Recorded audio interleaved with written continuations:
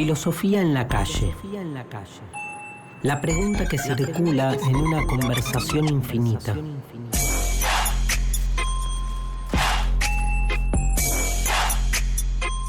La filosofía que vuelve a recuperar su vocación originaria. La pregunta por el porqué, irrumpiendo en una plaza, en una calle, en un río, pero sobre todo con el otro.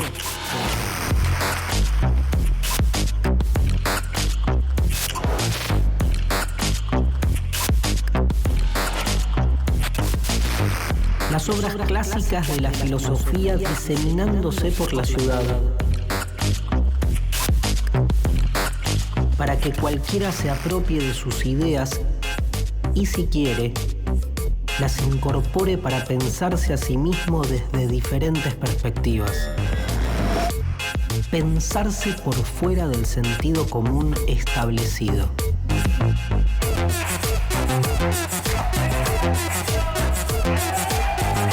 Emanciparse.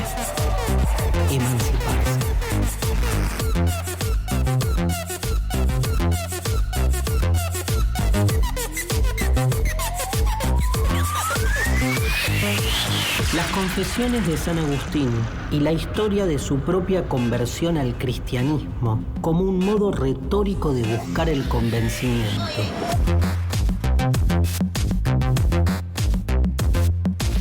¿Pero pueden comulgar la religión y la filosofía?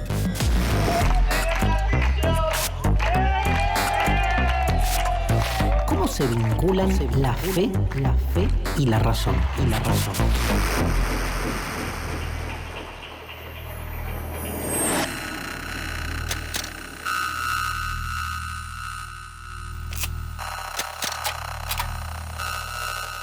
Bueno, bienvenidos una vez más.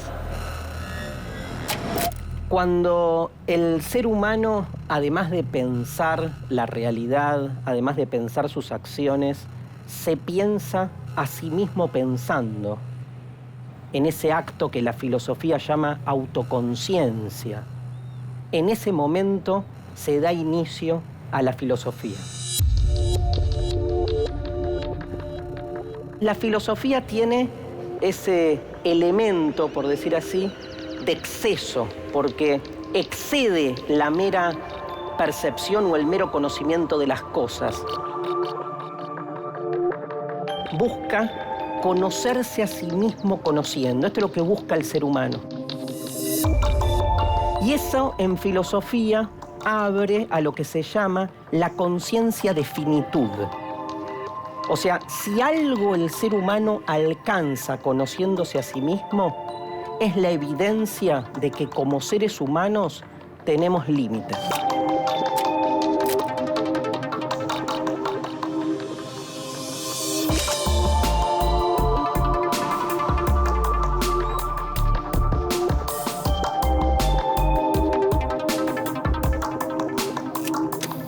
Pero en general hay tres posturas frente a la conciencia de finitud. Las tres opciones son una respuesta posible a la pregunta que surge de la conciencia de la finitud. ¿Cuál es la pregunta que surge de la conciencia de la finitud? Muy simple. ¿Hay algo más? ¿Hay algo más?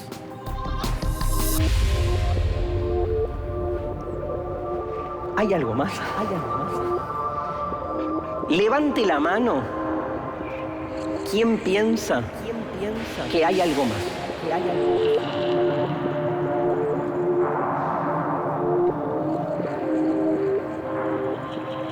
¡Ay, qué poquitos! Tenemos una ciudad de La Plata muy escéptica. Muy escéptica. Levante la mano, ¿quién está seguro que no hay algo más?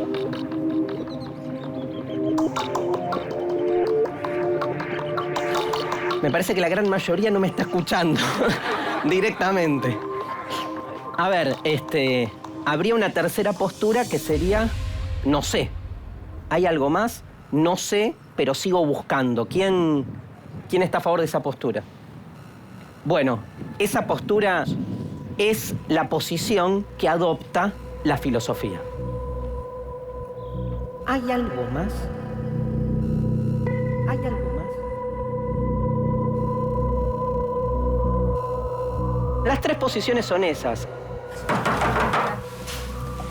Sí. No hay nada más. Lo que hoy venimos a ofrecerle es la maravillosa palabra del Señor. Gracias.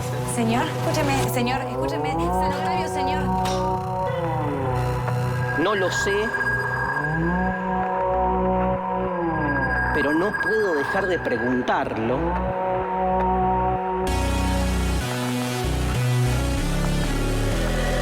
¿Hay algo más? ¿Hay algo más? ¿Hay algo más? ¿Hay algo más? Y la tercera posición es la que dice sí, hay algo más. Quien tenga hambre, venga, coma. Esa posición históricamente se conoce con el concepto de religión. Exacto. Dotamos de misterio a todo lo que no alcanzamos a comprender. Así nacen las religiones proponiendo una ruptura entre lo natural y lo celestial. Como si hubiera dos mundos. Medio alemán ese Dios. Es medio alemán, ¿no? Ah, rarísimo. Más coloquial, ¿no? Lluvia de meteorito.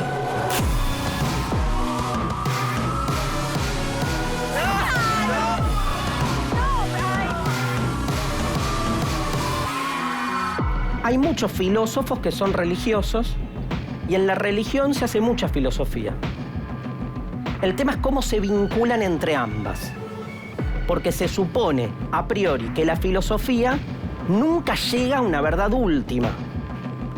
Mientras que la religión no puede aceptar justamente eso y lo que hace es dar una respuesta final a esa verdad última. Dar una respuesta final a esa verdad última. Pero, si la filosofía y la religión se autoexcluyen tradicionalmente porque una lleva como criterio fundamental al pensamiento y la otra, no es que no lleve al pensamiento, pero necesita de la fe para alcanzar ese salto último que le permita hablar de una verdad absoluta.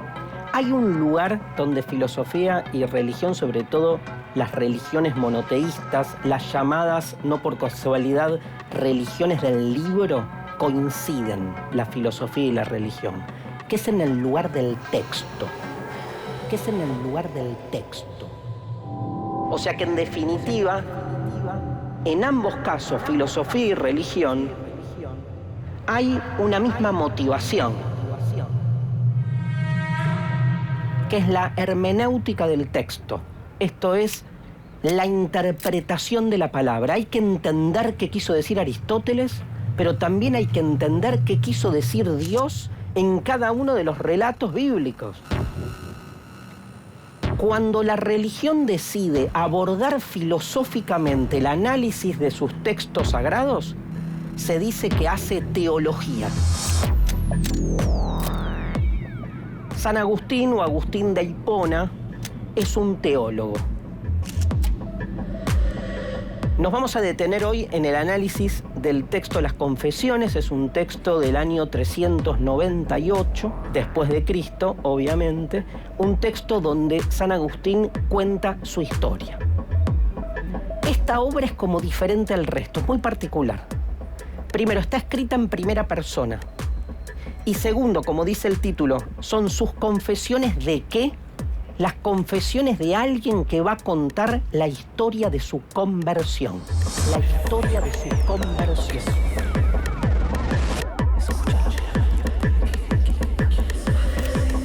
Él hace una búsqueda muy intensa. Primero, lo que hace es ir a la filosofía para tratar de encontrar la verdad. A él lo que lo desespera es un problema concreto, un problema ético, que es el problema del mal. Y entonces lee a Cicerón y a los escépticos, toda una corriente llamada el escepticismo. ¿Saben lo que es ser escéptico, no? ¿Qué es? ¿Quién se anima a definirme qué es ser escéptico? A ver, ¿qué es ser escéptico? No creer en nada. No creer en nada, está bien. ¿A vos qué querías decir? Que más que no creer en nada es suspender el juicio, el escepticismo. Yo lo entiendo de esa manera. Perfecto. Ahí tenemos muy buena, ¿no? Tenemos como otra relación con el conocimiento. No es tan de frente no creer en nada, sino que tiene más otro sentido, que es suspender el juicio. En griego hay un término que es epogé, que es poner entre paréntesis nuestras creencias, saber qué pasa. Ahora, ¿qué le pasó a Agustín? Que el escepticismo no lo llenó. Entonces encuentra respuesta en un lugar muy particular, en una secta que tiene una fuerte influencia religiosa persa, que es la secta de los maniqueos. Y ahí cree Agustín encontrar una primera respuesta. Todo esto lo está relatando en las Confesiones, que es como el diario de Agustín. Por eso digo que genera esta empatía. Uno dice, bueno, a mí me pasó lo mismo, ¿no? Quise creer, no pude, fui y volví. ¿Todos conocen el término maniqueísmo? ¿Qué sería? A ver, ¿quién se anima a... ¿Quién me ayuda a definirlo? ¿Qué es ser maniqueo? Ser maniqueo es más o menos plantear la teoría de los dos demonios. Hay bien y hay mal. Bien. Y el bien y el mal, para el maniqueísmo, tienen el mismo peso, la misma realidad material. Sobre todo porque en teorías como la platónica, de la que se va a nutrir Agustín, y después en ciertas lecturas del cristianismo, el mal no existe.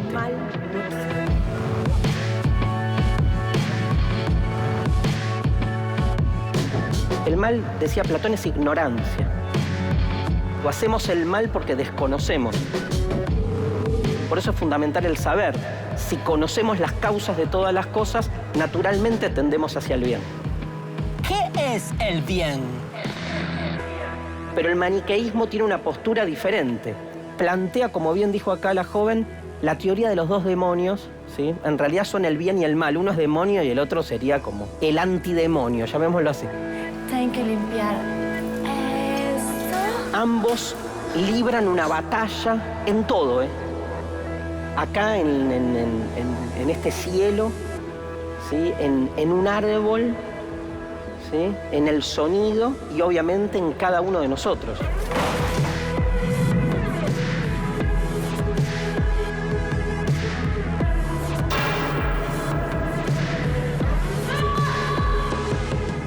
Como que nosotros, cada uno de nuestros cuerpos, es un campo de batalla entre el bien y el mal. Pero ambos tienen la misma entidad, la misma realidad.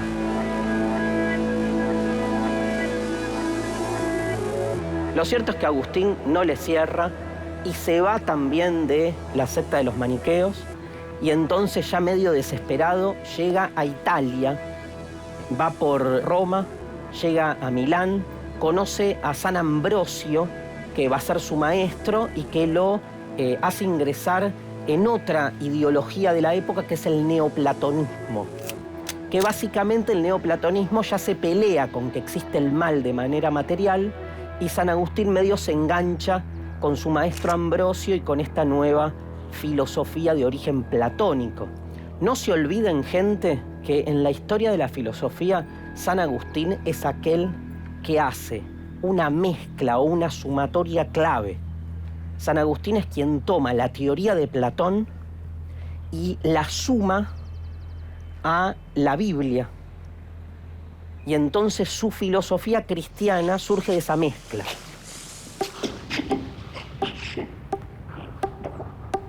Y así llega, vía el neoplatonismo, a Italia y tiene un momento de conversión. Un momento de revelación, un momento epifánico. Los maté con la palabra epifánico, ¿no?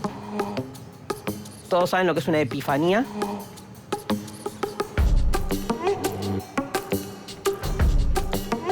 Acá. Como una verdad que se revela. Como una verdad revelada. O sea, está bueno porque no es una verdad que yo alcanzo, sino que se me revela, ¿no? Eso es una epifanía, una especie de revelación que me excede en algún sentido. A mí me pasa mucho, por ejemplo, cuando estoy estudiando un texto que no lo engancho, no lo agarro y de repente leo una frase y digo, ah, entendí. Es más una revelación, entre comillas, conceptual que me permite comprender algo. A San Agustín no le pasa este tipo de revelación. Tiene una epifanía religiosa. El relato es fantástico. Él está fantástico en el doble sentido del término, ¿no? Porque es genial y al mismo tiempo tiene que ver con un elemento sobrenatural. Cuenta San Agustín que está en ese momento con un Nuevo Testamento en la mano y está en la plaza, cerca de la iglesia de Milán, y escucha en ese momento un niño que canta y escucha cuando en ese canturreo del niño que está cantando en una ventana, que el niño dice, toma y lee. Toma y lee. Y él agarra, abre el Nuevo Testamento, lee un fragmento así al azar y lee un fragmento de la carta a los romanos de San Pablo, donde Pablo dice algo así como, hablando de Jesús, pasé por los peores pecados, pasé por todos los placeres y finalmente descubrí que la verdad pasa por otro lado, no por la carne. Y él es como que ahí dijo, tuvo un insight, ¿no? Y dijo, bueno, esto es para mí. Y ahí es como que se convirtió.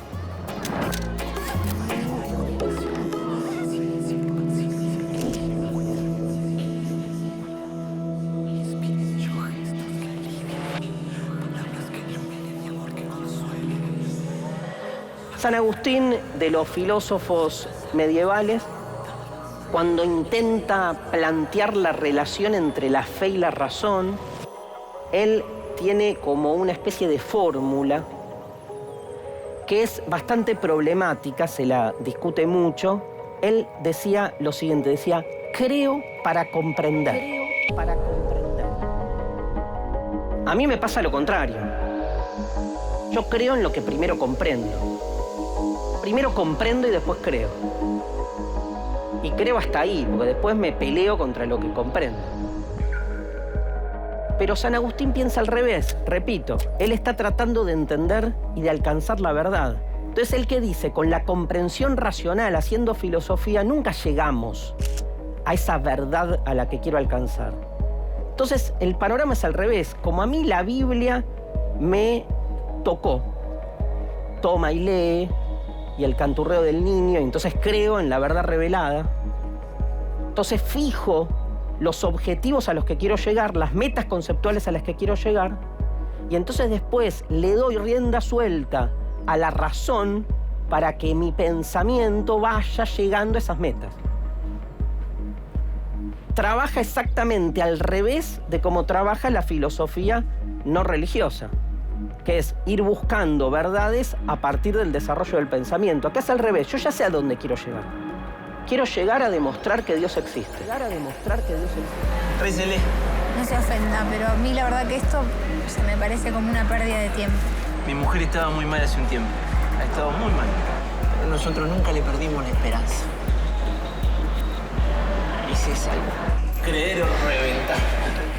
Me va a estar bien, me va a estar muy bien. Sí. Porque Dios, nuestro Señor, es sumamente generoso. No hay que olvidar que Alberto fue recompensado en los cielos con la vida eterna. Hay un poder impresionante en tus palabras. Tal vez el concepto fundamental más importante de toda la obra de San Agustín, obviamente, es el concepto de Dios. ¿Conocen ustedes a este personaje? ¿Quién se anima a definirlo? Todo el mundo sabe, podría definir conceptualmente Dios, pero quiero una cosa, si quieren, más personal. ¿Qué es Dios para mí? ¿No? Sí, a ver, acá. Es una cocreación infinita que se va expandiendo. Ni Él sabe todavía lo que es. Y nosotros somos imagen y semejanza y somos una cocreación que estamos viviendo en la tercera dimensión, en la dualidad, en el bien y el mal, que solamente en la tierra se vive esto. Y en el infinito es una expansión continua. O sea, no hay un Dios todavía. Ni Él ni ella, es una cocreación que se va cocreando. Por eso es infinito. co-creación llamás a una creación colectiva. Sí, es que en realidad estamos todos conectados, no solamente nosotros, las plantas, los animales, todo lo que se ve con el ojo físico, sino a nivel universal está todo conectado. Perfecto. ¿Alguna otra idea? ¿Dios? ¿Qué es Dios? ¿Cómo lo defino? Es un ente que... A ver, ¿quién habla? Acá. Es un ente que creamos la sociedad para aferrarnos cuando necesitamos algo, cuando necesitamos pedir por algo, nos está pasando algo que no queremos y nos aferramos a que nos ayude, pero nada, como una ideología nomás. O sea, como una ideología nomás, o sea que para vos las ideologías las usamos para lo mismo, digamos. No, pero esta imagen en particular lo creemos como algo milagroso, algo que cuando nosotros le rogamos nos va a cumplir milagros por rezarle todos los días, por pedirle algo que nada, que podemos llegar nosotros. Decime, ¿y si cumple cuando le rezás? A mí me cumplió. ¿Alguien más quiere decir algo? A ver, acá. Para mí Dios es el amor. Ajá. El amor. Todo el amor. El todo. amor, el amor. El amor. Bien. Acá. Yo pienso que es una persona con la cual puedo interactuar y relacionarme al igual que con cualquier otro, digamos. Me encanta. Por la experiencia que tuve, como la de Agustín, es eso. Tuviste una experiencia similar a la de San Agustín. Bueno, pero quiero agregar algo. Incluso, digamos, es una persona con la que uno puede dialogar, porque así, de alguna manera, aparece en el relato religioso, un Dios personal. Hay muchas maneras de pensar a Dios. Hay como dos maneras extremas. Una, Dios es como una persona, se llama un Dios personal, con el que puedo dialogar porque habla, ¿no? Digo, hay que sostener que Dios habla como yo, piensa como yo. Da más para pensar que en realidad esa imagen de un Dios personal es una imagen antropomórfica, o sea, es el ser humano el que crea esa idea de Dios a partir de sí mismo. San Agustín tiene una idea de Dios muy propia de lo que va a ser el origen de la teología cristiana, que es lo que se llama el Dios de los filósofos. Dios es omnisciente, omnipotente, soberanamente bueno. Va construyendo esa imagen de Dios que toma un poco de la Biblia y un poco de la filosofía.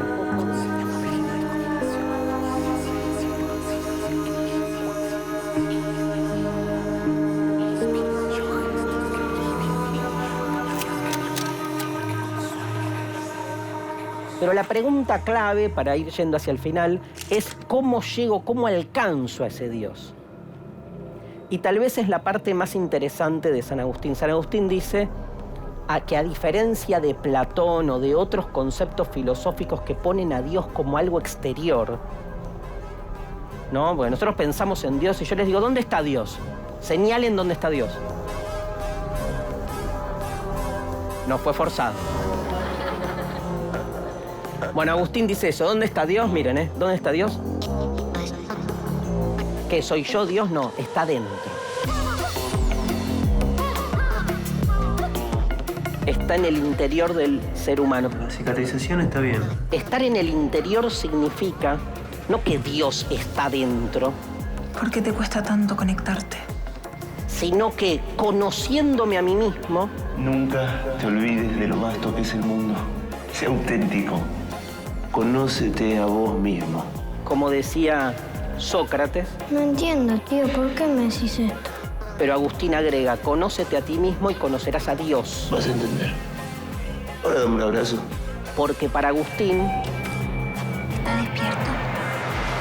Cuanto más me reconozco a mí mismo y entiendo el funcionamiento de mi conciencia, de mi conocimiento, de mis verdades, más me doy cuenta de lo perfecto que es todo. Porque Agustín no puede entender cómo el ser humano parte de ciertas verdades morales, matemáticas, tan imponentes, tan perfectas, que solo puede dar como respuesta que si esas verdades existen en nosotros es porque no fueron producto nuestro. O sea, cuanto más me reconozco a mí mismo, más entiendo que hay un Dios.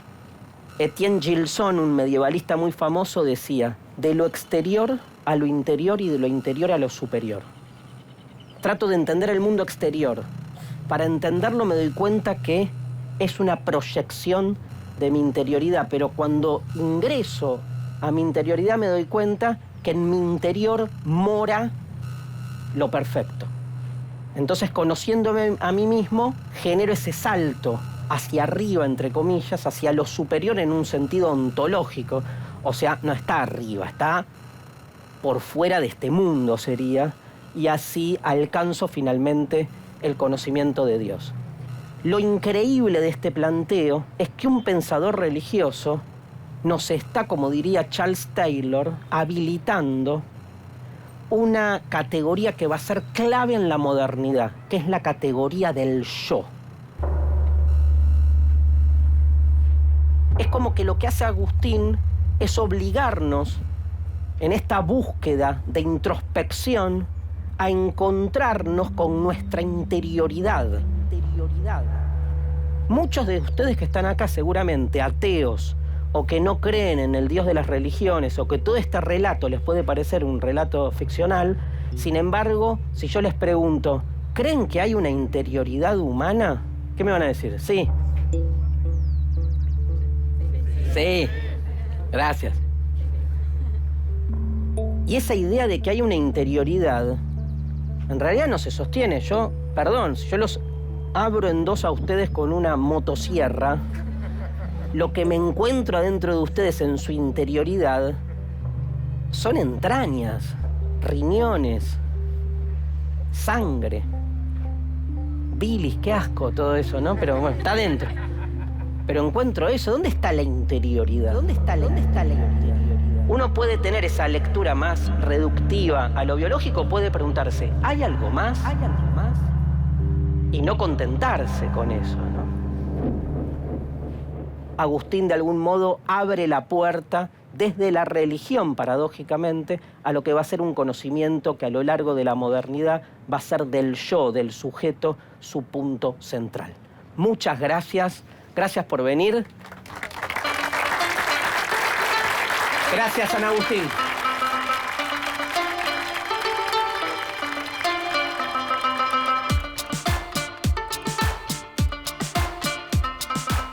Antes de la clase de hoy no sabía demasiado sobre San Agustín, solo de su existencia, pero no mucho más sobre lo que escribió y las cosas que él aportó, digamos.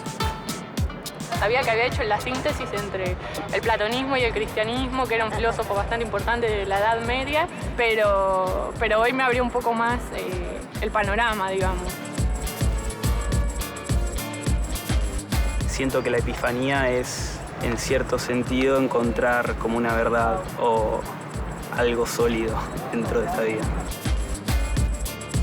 No sé si es una verdad absoluta, simplemente es algo cotidiano que estamos tan sumergidos a veces pensando otras cosas que no nos damos cuenta de esa verdad. Entonces la epifanía viene a romper esa cotidianeidad. Yo siendo creyente, sintiendo a Dios adentro, sí, cuanto más me conozco, pienso que puedo llegar a saber más de él, de alguna forma. De la frase de San Agustín, conócete a ti mismo y conocerás a Dios, me parece novedosa en cuanto a nos emancipa de alguna forma de esta concepción de depender de un otro. Nos da como responsabilidad en cierto punto.